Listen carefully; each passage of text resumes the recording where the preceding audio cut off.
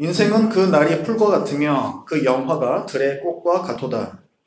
그것은 바람이 지나가면 없어지나니 그 있던 자리도 다시 알지 못하거니와 여호와의 인자하심은 자기를 경외하는 자에게 영원부터 영원까지 이르며 그의 의는 자손의 자손에게 이르리니 곧 그의 언약을 지키고 그의 법도를 기억하여 행하는 자에게로다. 여호와께서 그의 보좌를 하늘에 세우시고 그의 왕권으로 만유를 다스리시도다. 능력이 있어 여호와의 말씀을 행하며 그의 말씀의 소리를 듣는 여호와의 천사들이여 여호와를 송축하라. 그에게 수종들며 그의 뜻을 행하는 모든 천군이여 여호와를 송축하라. 여호와의 지으심을 받고 그가 다스리시는 모든 곳에 있는 너희여 여호와를 송축하라. 내 영혼아 여호와를 송축하라. 아멘. 오늘은 올해의 마지막 날이면서 또 마지막 주일입니다. 하루하루를 숨가쁘게 달려가던 우리들은 매년 이맘때가 되면 잠시 멈춰서서 지난 한 해를 돌아보면서 또 이제 시작될 한 해를 바라보면서 매듭을 짓곤 합니다. 어거스틴이라는 교부는 이런 말을 했습니다. 과거는 이미 흘러갔고 미래는 아직 오지 않았으며 또 현재라고 부르는 순간은 금세 지나가 버린다. 우리는 현재를 살지요. 하지만 이 현재라는 시간은 마치 우리가 이 손에 움켜쥐고 있는 모래와도 같이 어느샌가 우리 손에서 다 빠져나가 버리는, 그래서 시간이라는 것은 우리에게는 전혀 남지 않는 그런 것이 되어버리고 맙니다. 오늘 본문의 시인의 표현을 빌자면 15절부터 이렇게 얘기를 하죠. 인생은 그 날이 풀과 같으며 그 영화가 들의 꽃과 같도다.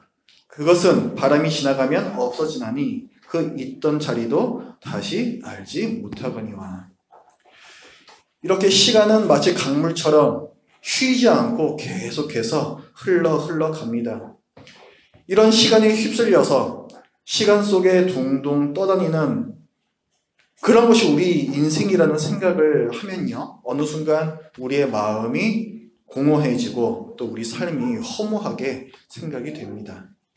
나는 과연 잘 살고 있는 것일까? 그리고 도대체 이런 삶이 어떤 의미가 있는 것일까? 하지만 그렇다고 해서 또 딱히 다른 수가 없기 때문에 그저 우리는 오늘, 이 주어진 오늘을 또 열심히 노를 저으면서 이 시간의 강물을 헤쳐갑니다.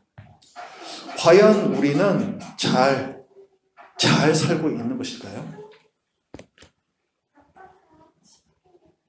배, 여러분 배 아시죠? 바다에 떠다니는 배. 이 배에는 닻이라는 게 있습니다. 닻은 강이나 바다에서 배가 엉뚱하게 다른 곳으로 흘러가지 않게끔, 떠내려가지 않게 어떤 한자리에 고정시켜주는 역할을 하는 기구입니다. 닻을 내린 배는 흐르는 강물 위에서도 움직이지 않습니다. 강물이 흘러도 또 때로는 비가 내리고 바람이 불고 폭풍우가 불어도 그 배는 자기 자리를 떠나질 않습니다.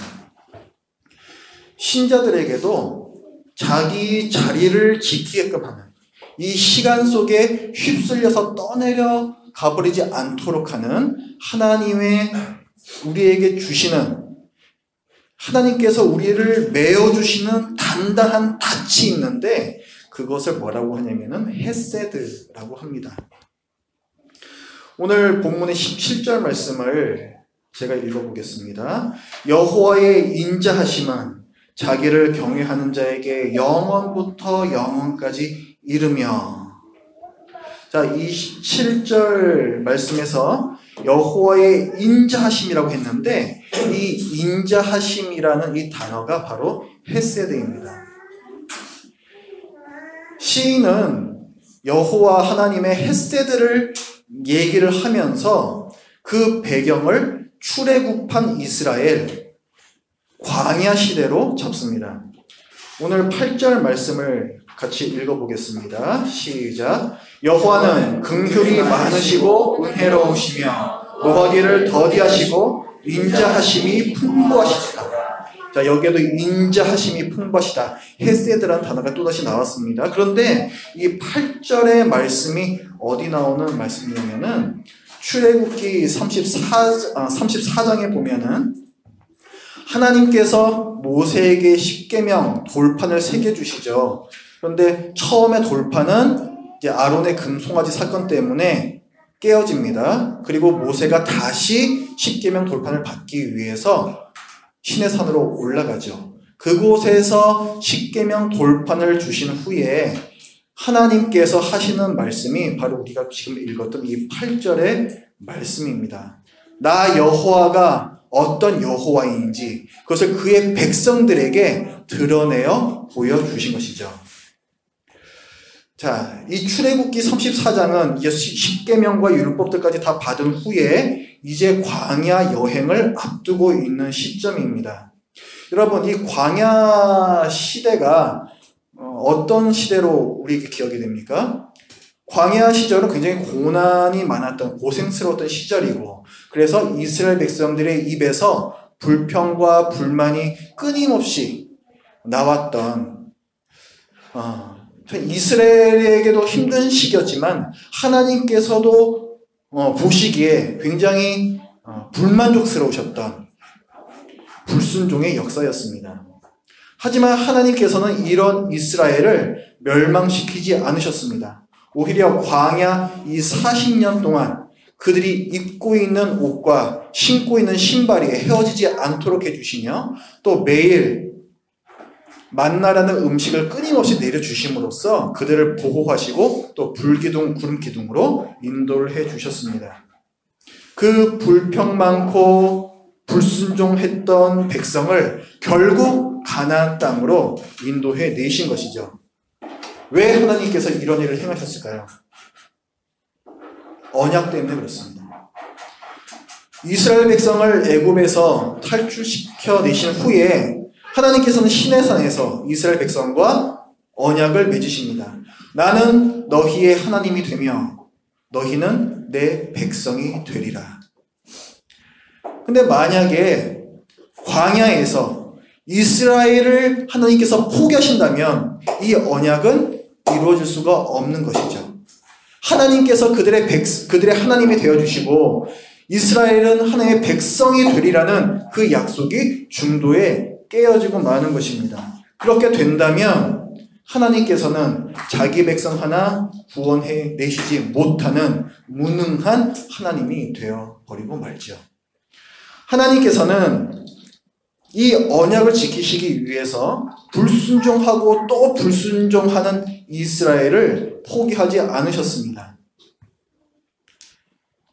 오늘 본문에 나오는 이 영원부터 영원까지 이르는 여호와의 인자하심이라는 것, 이 헤세드라는 것은 결국 나는 너희의 하나님이 되며 너희는 내 백성이 되리라 라는 이 언약에 기반한 사랑인 것이죠.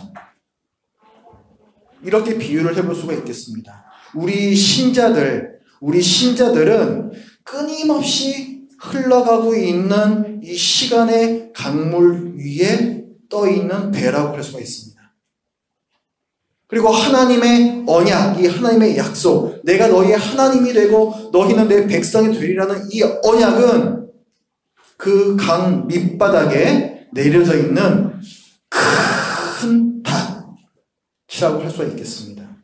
그리고 그 닷과 배를 이어주는 하나님의 언약과 신자를 이어주는 이 닷줄이 바로 하나님의 사랑, 헤세드인 것이죠.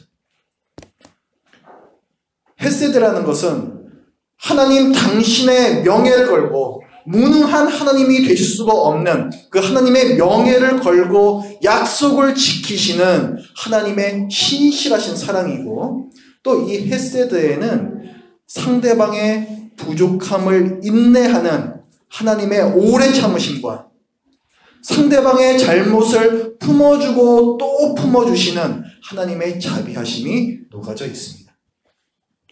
하나님의 이 헤세드, 언약에 헌신하시는 신실하신 사랑 덕분에 신자들은 흘러가는 시간 속에서 그저 세상에서 둥둥 떠다니는, 그러다가 멸망해버리는 그런 사람들이 아니라 결국은 하나님께서 그의 하나님이 되시고 그들은 하나님의 백성이 되는 하나님의 나라로 인도함을 받습니다. 오늘 본문인 시 103편은 다윗의 시라고 표제어가 붙어 있습니다. 다윗은 출애굽 시절에 그의 백성들을 가나안 땅까지 인도해 내셨던 하나님의 헤세드를 자신과 또 자기 백성들에게 적용을 시키고 있습니다.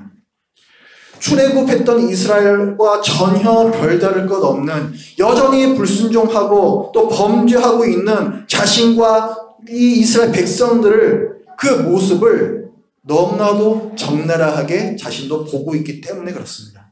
그래서 다윗은 이 시를 통해 죄를 사랑하는 연약한 인간과 그럼에도 불구하고 자기들을 포기하지 않으시는 하나님의 헤세드를 대조하며 그 하나님의 사랑을 찬양합니다. 8절부터 11절까지 우리 교독해 보겠습니다. 자, 인간의 죄성과 또 그들을 포기하지 않으시는 하나님의 헤세드를 생각하면서 우리 교독해 보겠습니다. 8절을 제가 먼저 읽습니다. 여호와는 긍휼이 많으시고 은혜로우시며 노하기를 더디하시고 인자하심이 풍부하시도다. 자주 경책하지 아니하시며 너를 영원히 품지 아니하시리로다. 우리의 죄를 따라 우리를 처벌하지는 아니하시며 우리의 죄악을 따라 우리에게 그대로 갚지는 아니하셨으니 이는 하늘 땅에서 높음같이 그를 경외하는 자에게 그의 인자하심이 크심이로다. 이렇게 계속해서 죄짓고 죄짓는 우리를 하나님께서 왜 그 죄지은다로 벌하시지 않는가? 우리가 읽었던 마지막 절에 나와 있죠. 그의 인자하심이 크심이기 때문이다. 그의 크신 헤세드 때문이다 라고 말씀하고 있습니다. 출애굽 시대나 또 다윗 시대나 지금 우리 시대나 사람들은 전혀 변한 것이 없어요. 그렇기 때문에 이 헤세드라는 것은 오늘 이 시대에도 우리에게 큰 위안이 됩니다. 이 헤세드가 여전히 우리에게도 적용되고 있다는 것은 우리가 붙잡아야 할 소망이 되는 것이죠.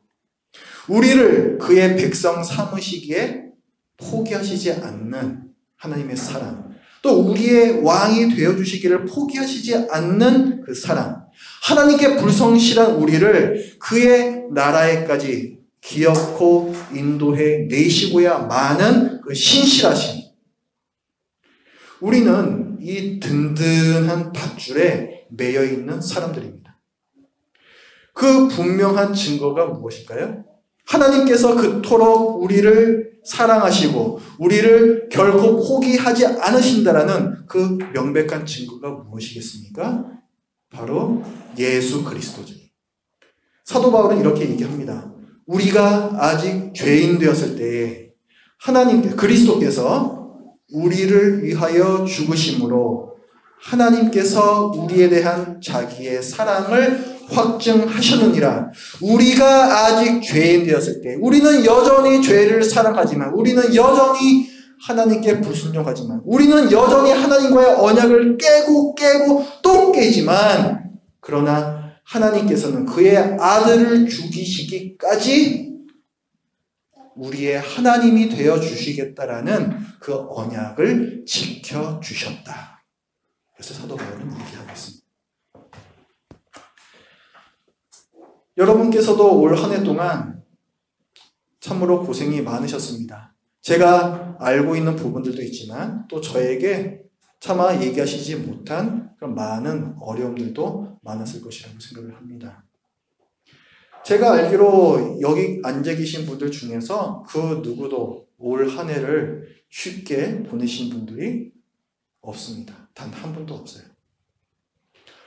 직장인들도 마찬가지고 가정주부도 마찬가지고 또 우리 학교를 다니는 우리 자녀들도 마찬가지입니다. 내년에도 분명히 쉽지만은 않은 한 해가 되겠죠. 여러분, 이스라엘 백성에게 40년 광야 생활은 어떤 의미가 있었을까요? 40년 광야 생활을 통해서 그렇게 불순종하고 불평하고 불만에 가득 차 있던 이스라엘 백성이 가나안 땅에 들어가서 자기의 목숨을 걸고 무기 하나 없이 여리고 성을 7일 동안이나 돌았던 그 순종하는 백성으로 변화되었습니다. 매일매일 하나님께서 내려주시는 이 헷세들을 경험하면서 그렇게 완악했던 이스라엘 백성도 바뀐 거예요. 우리 삶이 왜 이렇게 힘들겠습니까? 왜 내년에도 하나님께서는 우리를 힘들게 하실까요? 하나님의 관심은 당신께서 여러분의 하나님이 되시고 또 여러분이 당신의 백성이 되는 바로 그 점이 있습니다. 여러분이 하나님의 백성답게 되는 것. 여러분이 하나님의 백성다운 모습으로 변화되어 가는 것. 그것이 40년 광야 생활을 우리에게도 주시는 그 이유입니다. 우리가 때때로 힘들 때에 우리가 광야를 걷고 있는 것 같을 때 이스라엘 백성을 변화시키신 이 하나님의 헤세드, 이 영원한 인자하심을 기억하시기 바랍니다. 오늘 시인은 자기 입에서 터져 나오는 찬양을 억제하지 못합니다. 1절 말씀에 보면 내 영혼아 여호와를 송축하라. 내 속에 있는 것들아 다 그의 이름을 송축하라. 2절에서도 내 영혼아 여호와를 송축하며 그의 모든 은택을 잊지 말지어다. 또 이 시의 마지막 부분에 가서 20절에서도 능력이 있어 여호와의 말씀을 행하며 그의 말씀의 소리를 듣는 여호와의 천사들이여 여호와를 송축하라. 그 밑에 21절에도 그에게 수종들며 그의 뜻을 행하는 모든 천군이여 여호와를 송축하라. 또 마지막 절에서도 여호와의 지으심을 받고 그가 다스리시는 모든 곳에 있는 너희여 여호와를 송축하라. 내 영혼아 여호와를 송축하라. 여호와를 송축하라. 송축하라. 찬양하라. 찬양하라. 주체할 수 없는 자기 속에서 터져나오는 찬양을 말하고 있습니다. 왜이겠습니까? 다윗이 굉장히 이 세상에서 사람들이 보기에 많은 것들을 누렸기 때문일까요? 그가 왕이었기 때문이었겠습니까? 그가 통일 왕국을 이루었기 때문이었겠습니까? 아니죠. 매일매일 내려주시는 하나님의 헷세들을 그는 경험했기 때문이었습니다. 나의 부족하고 약한 모습을 생각하면 생각할수록 나를 붙들고 계시는 이 하나님의 헷세드가 얼마나 질기고 튼튼한 것인지 우리는 그것을 또한 깨닫게 됩니다. 나는 지금도 불순종하고 있는데, 나는 지금도 여전히 부족한데, 나는 한없이 부끄러운데, 그런데도 나를 포기하시지 않는 하나님의 영원한 인자심을 생각할 때 찬양을 하지 않을 수가 없는 것이죠. 이런 하나님의 영원하심은 다윗에게뿐만이 아니라 또 우리에게도 하나님을 찬양하고 또 찬양할 충분한 이유가 되지 않겠습니까? 여러분은 하나님의 백성이십니다. 그리고 여호와 하나님은 여러분의 왕이십니다. 우리를 당신의 언약에 붙들어 매시고 또 인도해 가시는 하나님을 기억할 때 이 척박한 땅에서의 이 광야 생활도 찬양이 흘러나오는 땅이 될 것을 믿습니다. 자, 이 시간 함께 기도하겠습니다. 하나님 아버지, 늘 범죄하고 또 하나님께 불순종하는 저희를 포기하지 않으시며 끝까지 저희를 하나님의 백성 삼아주시는 하나님의 헷세드, 이 지극한 영원하신 사랑, 이 인자하심을 감사합니다. 하나님 아버지, 저희들이 한 해를 돌아볼 때 저희들이 원했던 것, 이루어지지 않은 것도 있지만 그럼에도 불구하고 매일매일 저희를 놓지 않으시는 그 하나님의 햇새들을 저희들이 이 시간에 고백합니다. 하나님 아버지, 내년도 또 한 해를 저희들이 바라볼 때에 저희들 마음 가운데 여러 가지 근심, 걱정이 있음을 고백합니다. 그러나 그 팍팍한 삶 가운데에서도 매일 내려주시는 만나와 또 우리가 입고 있는 이 옷과 신발을 헤어지지 않게 하시는 하나님의 섬세한 보살피심이 저희의 매일의 삶 가운데 있을 것을 믿으며 저희들이 그것을 기대하며 또한 이 시간에 감사를 드립니다.